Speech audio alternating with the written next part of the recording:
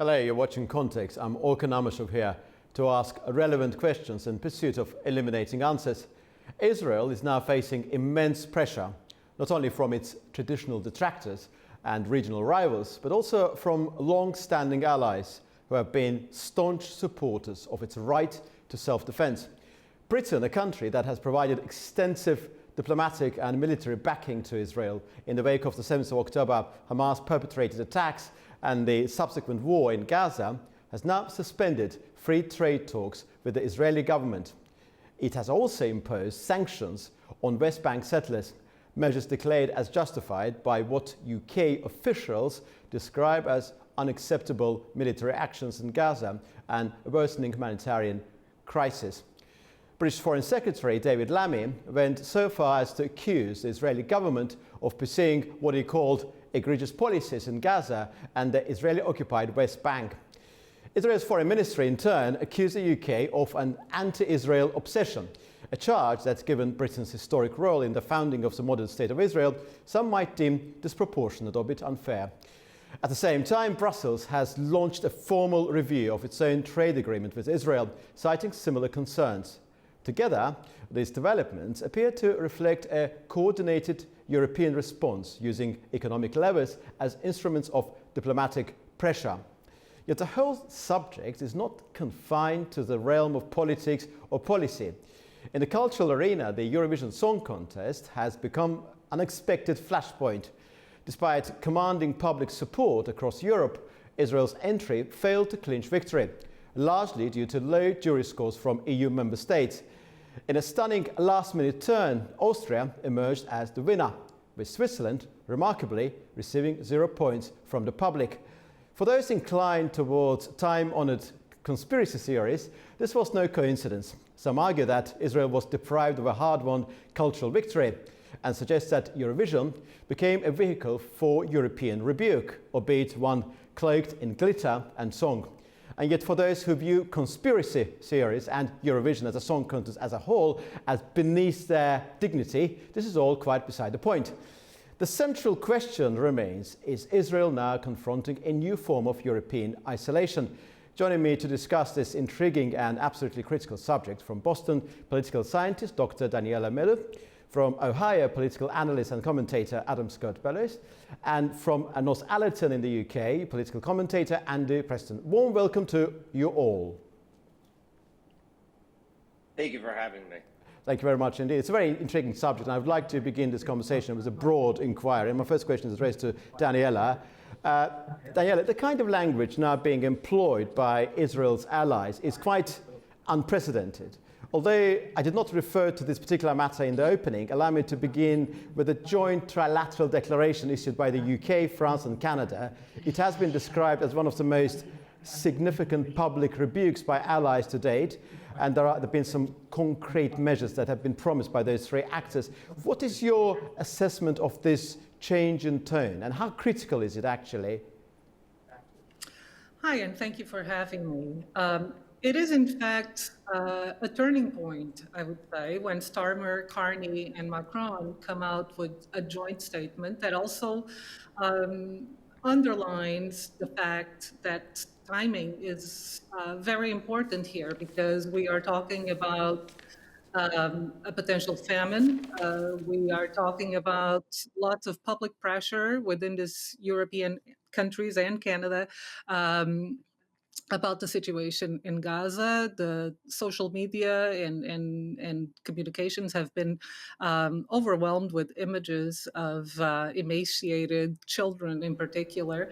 So there's definitely a change in the public opinion towards Israel, and a sense that Israel might be going too far. So the timing of the statement obviously is important, because it came on the heels of Israel announcing its next offensive. So it's very clear that these leaders are now coordinating their actions and trying to place a lot of pressure directly on Israel. I would say indirectly also on the United States, who's a key player in this as well, to try to provide humanitarian aid as quickly as possible to the population in Gaza, and to try to sway the Israeli government from continuing this type of offensive. The signaling is quite important, and I mean, it's still timid, I would say, even though this was the strongest statement so far since this conflict has started. There's still more room for more pressure from all of these individuals, all of these states onto Israel. Just, as a point of information, the UK continues to be the fourth largest provider of FDI, foreign direct investment, in Israel, and the EU is its top trading partner. So even though the UK started by suspending free trade talks, and the EU is now announcing that it will review its pact governing trade ties with Israel, they can go as far as suspending it, and that will have a very direct impact on Israel, even if the United States continues to supply it with arms. What could come next as well is arms embargoes from the UK and from other European countries. This does not mean that the conflict would stop, but it would be a serious blow to the Israeli economy and to its war effort. Andy, how significant is the position maintained by the United Kingdom, and what does the UK's decision to hold trade talks with Israel signal about the current foreign policy approach maintained by Number 10? Because effectively Israelis are saying that those trade negotiations were not advanced in the first place. That will not have any consequential bearing on the UK-Israel relations from that perspective. And also, I think that Israel's foreign minister said that there is a fundamental anti-Israel obsession in the UK. What do you make of that particular comment? Good afternoon, good evening, everyone. That comment is silly. I mean, the UK has been a tremendous ally to Israel, involved in the formation of that country and the redrawing of boundaries, ideally for peace and a better world in the distant past. And the UK, in previous guises under England, has been active in the region for centuries. The UK has been a strong ally of Israel. However, this stance that we're seeing evolve now is really significant because it is a really strong change, and it might look or feel like a subtle message. Delaying trade talks might seem subtle, but it's a very, very strong message. And that's prompted that absurd response about the UK having an anti-Israel bias, which is silly. But what is clear is that there is, as elsewhere, a significant minority who have from the start been wholly sympathetic to the Gazan situation and seen Israel as the bad actor in pretty much all situations. But their voices have been drowned out by a staunchly pro-Israel government and a staunchly pro-Israel political opposition. But the tide is shifting bit by bit every time this goes on, and I think your previous speaker there talked about emaciated bodies. I think there are something like 55,000 estimated dead right now, but tens of thousands of people on the brink of starvation for the sake of apparent stubbornness. I think that Israel is in real danger of completely losing support from its strongest allies like the UK and many others. Alan, many pro-Israeli commentators that I've spoken to over the past few days, they're saying that effectively they're saying that it's very difficult to be an Israeli friend of Israel at this particular juncture, and they're saying that Israel is not helping itself, and particularly there's a huge criticism of the government of Benjamin Netanyahu. So I would like you to reflect on this particular moment, that the concern expressed by many friends of Israel across the world, and plus how has this decision been received in Israel, you think, and to what extent it may have some bearing upon the actions taken by the government of Benjamin Netanyahu? I'm sorry, was that question to me? Yes, it was to you, yeah. Yeah, no problem. Well, I find what everybody said prior to your question to be very interesting, and it kind of leads in to what you were asking me. I think it's very interesting that we're constantly talking about the position that Israel has put the Palestinians in based on a blockade that is a result of a war that Israel did not start, where I'm still hearing no criticism of Egypt whatsoever who have an even larger border with Gaza and a larger crossing. I don't know if it's actually larger based on kilometer, but there is a much larger open area known as the Sinai Peninsula that many Palestinians could be led into when it comes to their safety and security since the start of this war, which has enhanced the deteriorating situation of many Palestinian civilians at this time. In addition to that, I think it's absolutely ridiculous that anyone would be blaming Israel for any type of emaciation when we know that it's been proven that Hamas has been stealing aid for the last 590 days since the start of this war.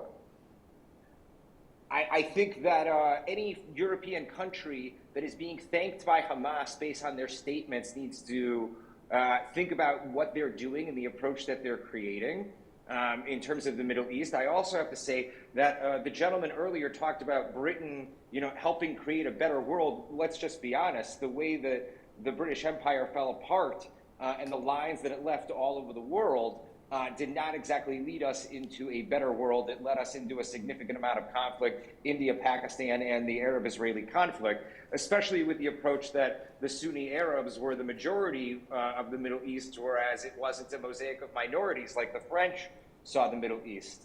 I also think it's very interesting that both Canada, or all three, Canada, France, and England, three countries with an extremely high rate of anti-Semitism towards civilians, Canada being the highest in North America, France being the highest, almost the highest in Europe. And personally, I've seen it in the UK as well, especially the 10,000 person march that happens every weekend. I think it's very interesting that nobody's really bringing that to light, that there is an increase tenfold of anti-Semitism in all three of these countries. And this is the language of diplomacy that they're now perpetuating. I find it to be extremely interesting, and I think it's extremely irresponsible. The last time that I was in England, every single member of the Jewish community I met with said they felt like there might not be a future for Jews in England. There are over 70,000 applications for French Jews awaiting to be approved for Aliyah to Israel.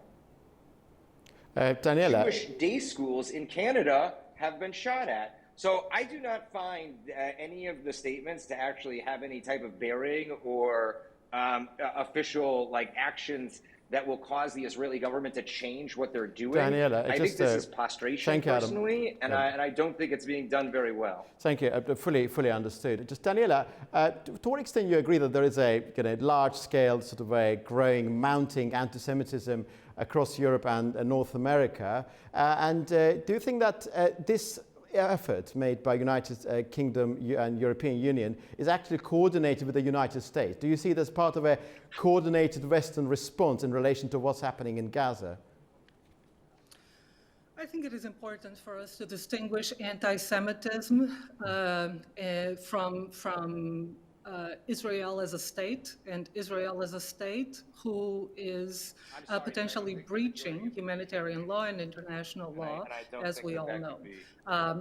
I am not perhaps the best person to comment on the spread of anti-Semitism in Europe. It's not my area of study. It's not something that I have numbers on, and I'm not denying it. What I'm saying here is that the Europeans are focused primarily on what the actions are of the belligerent state. This is the state of Israel acting within its own borders against part of its population. And that's what the Europeans clearly are attempting to do. I think there's a number of separate conversations that we're having here that were brought up by the previous commentator. I can't address them all, but here's what I'll say. The Europeans are interested in seeing a ceasefire, are seeing a lifting of the blockade. They have been promised by the Israelis that there was a plan in cooperation with the United States that was being put into place to provide humanitarian aid to Gaza in a way that would basically assure that that aid goes to civilians and doesn't get taken by Hamas. The United States has, in fact, pointed to the fact that they have been working on such a plan. The concern of the Europeans and the concern of much of the international community, certainly in the West, is that no action and no details had been revealed about such a plan. And in fact, there is a clock ticking when it comes to the access of civilians. We are talking about the access of civilians to this aid. It is terrible and condemnable in every possible way that Hamas would be stealing any form of aid, but we have not seen this level of a blockade of basic food and medical necessities to this territory until now. I mean, this is a hunger crisis in Palestine, and simply saying that if we send the aid, then Hamas will get it is not enough, because we are talking here not just of Hamas and Israel, we are talking about the civilian population.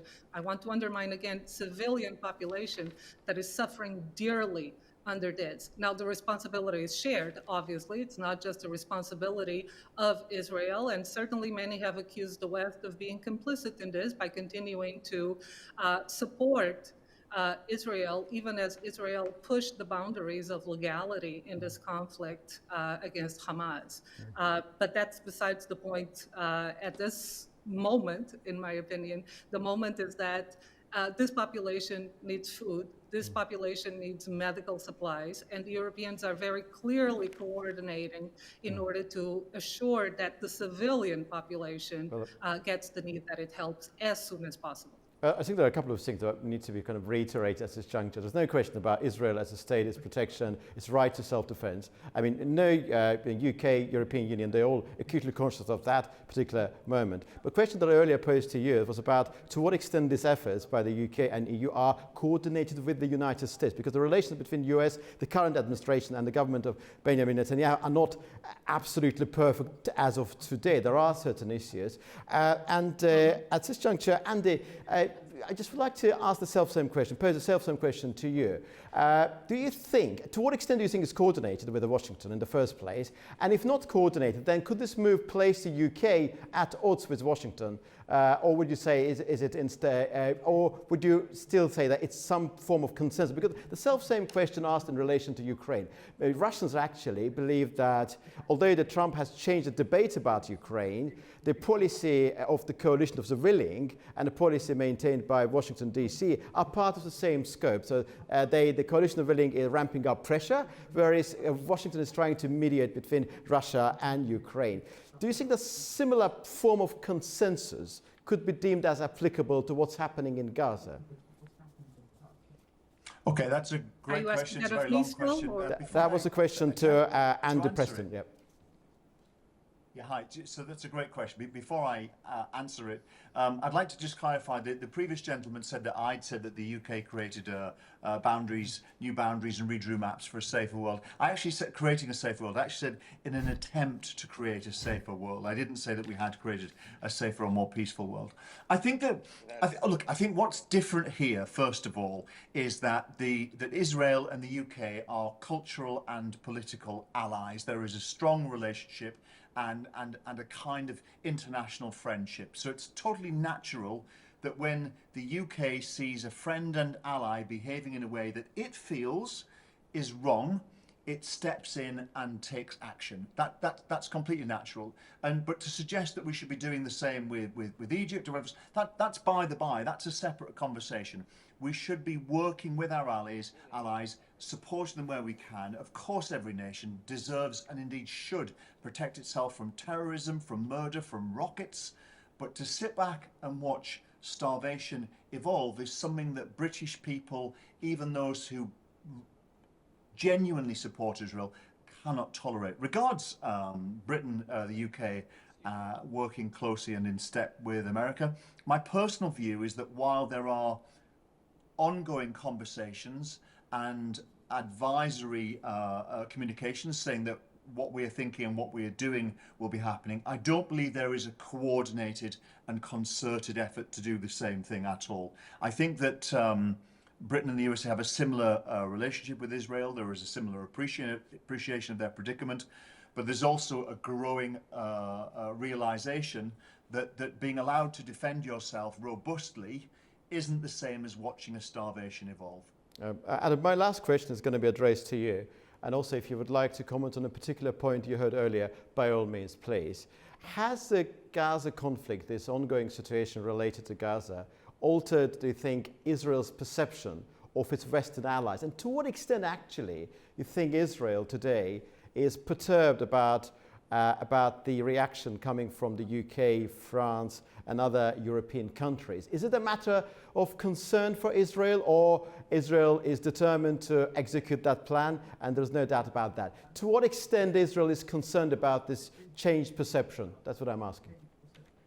So I don't think Israel is concerned about any changed perception. I think it's actually quite telling that all of these individuals are so worried about the emaciation of Palestinian children when this war could have ended on October 8th, 9th, or 10th, or any time since then if the hostages would have been returned. So the idea that the gentleman who was just on would like to say that they must call out Israel because of the emaciation of Palestinian children that there's still no proof of, and every single number that has been released and every single fact that has been released by the Gaza Health Ministry has been debunked over the course of the last 580 plus days, I think it's extremely irresponsible. The fact is that Hamas is responsible for this entire situation because of the attempted genocide perpetrated on Israel on October 7th, where necrophilia, homosexual and heterosexual rape occurred, and attacks on civilians by other civilians and terrorists occurred for almost 12 hours of chaos within our borders. Palestinians are not citizens of Israel. They are in the Gaza Strip, originally Egyptian. I think it's time to stop laying every single criticism and every single problem that is going on in this conflict on Israel when there are neighbors in this region who could be doing things differently, and as well as everybody could have put pressure immediately on Hamas to return the hostages, which would have ceased the conflict immediately. It's completely irresponsible, and I know that there's a European obsession to West-splain peacemaking in the Middle East, but as we all know, the quartet failed, the Oslo Accords failed, and the only thing that has moved forward is the Abraham Accords that has changed the landscape of the Middle East, which Europe and the UK had nothing to do with.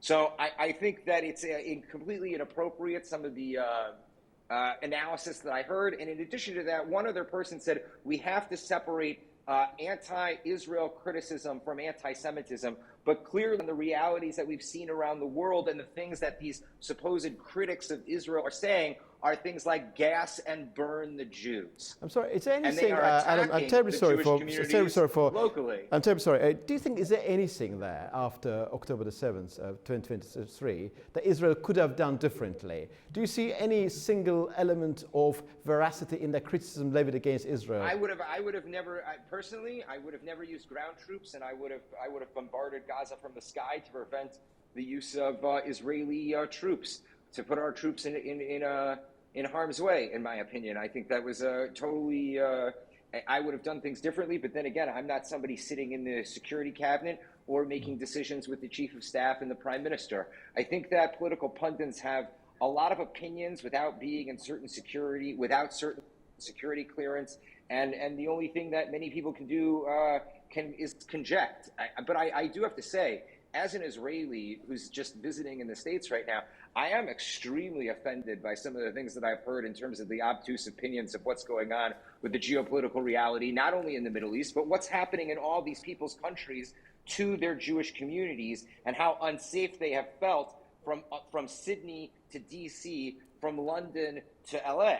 And I think that anybody that denies the connection to all of this is absolutely obtuse to the situation and is looking through such a myopic lens. It's irresponsible. Thank you, Adam. Thank you very much indeed for explaining your views and articulating your position so eloquently. I'm grateful to all of you.